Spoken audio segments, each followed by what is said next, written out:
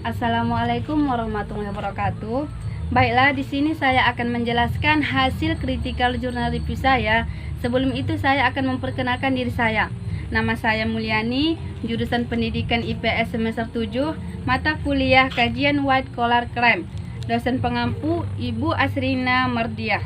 Yang pertama itu identitas buku. Identitas buku pertama, yaitu judulnya Menumbuhkan Budaya Anti Korupsi.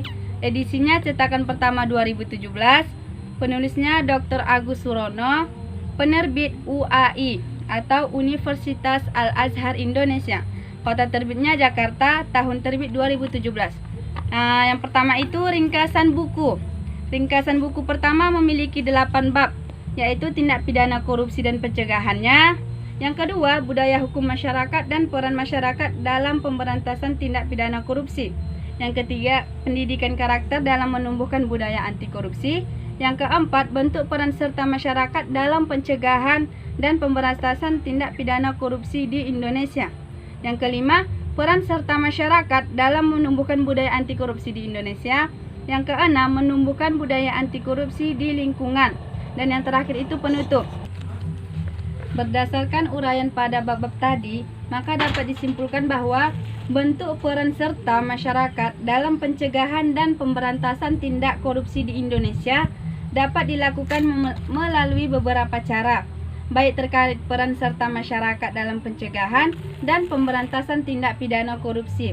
Bentuk pencegahan tindak pidana korupsi oleh masyarakat dapat dilakukan antara lain: yang pertama itu jujur, yang kedua tidak menyuap dalam pengurusan yang berkaitan dengan pelayanan oleh birokrasi seperti pengurus SIM, pengurus KTP, dan lain-lainnya. Sedangkan dalam pemberantasan tindak pidana korupsi, yaitu dengan melaporkan setiap perilaku oknum pejabat atau pegawai negeri yang memberikan pelayanan kepada masyarakat atau pihak swasta. Indonesia antara lain dapat dilakukan dengan menumbuh kembangkan budaya anti korupsi sejak dini, baik dalam lingkungan keluarga, sekolah, kampus, serta dalam lingkungan kerja, dengan membiasakan diri melakukan hal yang jujur, serta selalu mensyukuri apa yang telah kita miliki, agar hati kita ini tidak dipenuhi dengan kerakusan. Baiklah, untuk identitas buku kedua, yang pertama itu judulnya Pendidikan Budaya Anti Korupsi. Edisinya cetakan pertama 2018. Penulisnya tetap Dr. Agus Surono. Penerbitnya UAI atau Universitas Al-Azhar di Indonesia. Kota terbitnya Jakarta, tahun terbitnya 2018. Yang pertama itu ringkasan buku. Kalau ringkasan buku kedua itu memiliki 7 bab, yaitu pendahuluan, tinjauan pustaka dan metode penelitian, penanaman nilai-nilai kejujuran dan pendidikan anti korupsi, nilai-nilai anti korupsi dalam pendidikan, serta strategi pemberantasan korupsi melalui budaya anti korupsi, pengaturan tentang budaya anti korupsi menurut hukum positif di Indonesia.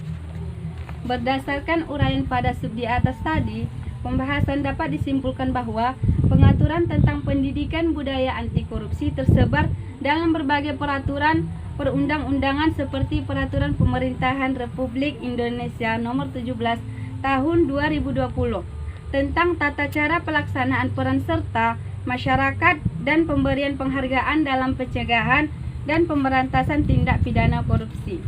Tidak diaturnya secara eksplisit pengaturan tentang pendidikan budaya anti korupsi di Indonesia saat ini dalam peraturan perundang-undangan di bidang pendidikan dan peraturan lainnya di luar pendidikan belum mampu memberikan peran positif secara nyata dalam rangka pencegahan tindak pidana korupsi di Indonesia. Oleh karena itu, tidaklah berlebihan jika lembaga pendidikan, peserta didik, dan mahasiswa sebagai salah satu bagian penting dari masyarakat yang merupakan pewaris masa depan bangsa diharapkan dapat terlibat aktif dalam upaya pemberantasan korupsi di Indonesia.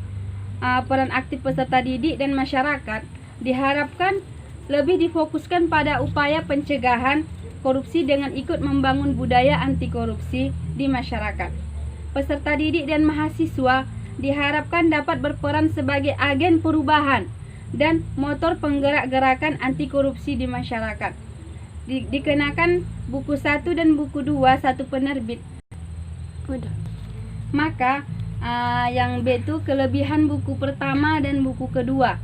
Dari sampul atau cover buku sudah sangat sesuai dengan judul buku. Kemudian setiap bab buku penjelasan mudah dipahami dan penggunaan bahasa juga mudah dipahami. Selanjutnya, di setiap bab mencantumkan footnote sehingga si pembaca akan lebih mudah mencari referensi lain. Dan di bab terakhir mencantumkan kesimpulan dari seluruh setiap bab sehingga si pembaca lebih mudah memahami inti dari isi buku. Yang bagian C itu kekurangan buku pertama dan buku kedua.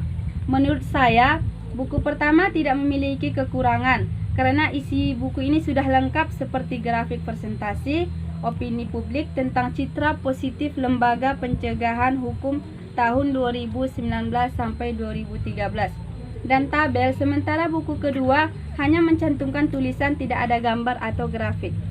Yang bagian D itu ciri buku khas pertama dan kedua.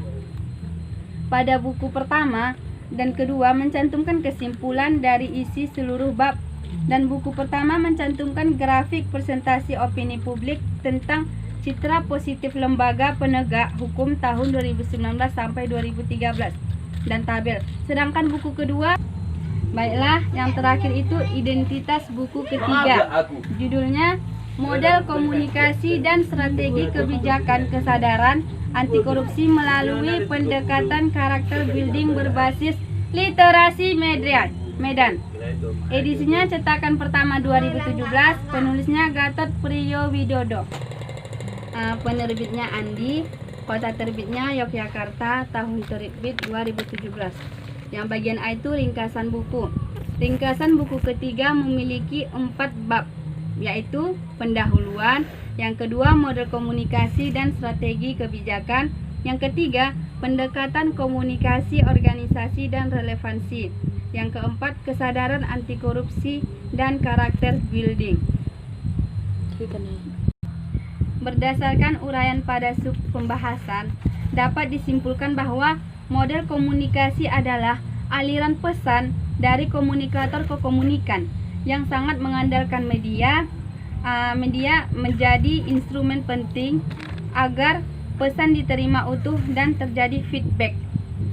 Dan strategi kebijakan yang diputuskan pemerintah sekedar alat agar semua tindakan dapat dioptimalisasi, fungsinya dapat diukur, serta dievaluasi implementasinya. Terdapat sekurang 5 jenis strategi kebijakan, yakni strategi integrasi, intensif, diversifikasi, defensif, dan strategi umum. Yang kedua itu kelebihan buku ketiga. Kelebihan buku ketiga adalah dari segi cover sudah bagus dan sudah sesuai dengan judul buku. Selanjutnya pembahasan setiap bab mudah dipahami dan pemaparan pendapat para ahli di setiap bab. Sedangkan kekurangan buku, bahasa Inggris yang dicantumkan tidak ditranslitkan sehingga si pembaca sulit memahami bagi yang kurang dalam berbahasa Inggris. Yang ketiga itu ciri khas buku. Ciri khas buku ini pada buku ketiga mencantumkan daftar gambar, daftar tabel. Yang terakhir itu rekomendasi ketiga buku. Ketiga buku ini menurut saya sudah sangat bagus, menarik, dan sangat berguna. Sangat membantu khususnya bagi mahasiswa yang ingin bekerja atau sebagainya. Karena apabila kita sebagai mahasiswa sudah membaca atau belajar mengenai korupsi, maka kita jangan mengikuti jejak para pejabat yang tidak bagus. Seharusnya kita bisa meminimalisir korupsi di Indonesia.